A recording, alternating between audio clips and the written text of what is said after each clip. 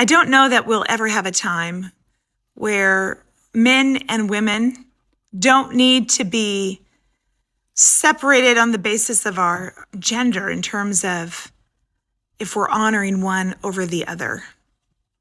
It's okay to have differences in our genders. It's okay to be unique, but we don't need to make one better than the other. And I feel like we swing on the pendulum back and forth depending on the day and age and which is better.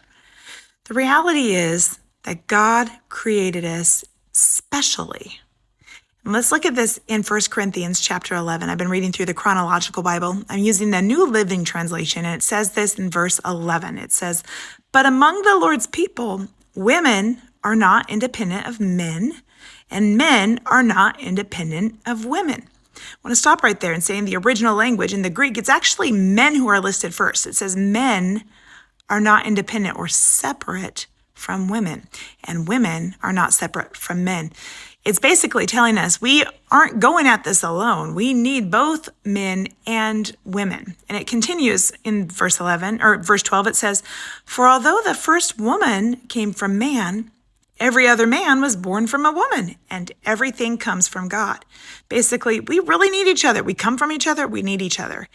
This harkens way back to Genesis chapter 2, verse 18, when God creates woman to be Adam's helpmeet. It's a very interesting phrase. And in the Hebrew, it's Ezer Kenegdo. Now, a lot of people like to think helper. Oh, she must have been created just to help man and be there to be his subservient person. And the reality is, this is a phrase also used to describe God. It is a helper, as in a strength behind. And when we have kenegdo in there, Ezer Kenegdo, it is standing face to face as equals. This is the way God designed men and women, standing face to face as equals.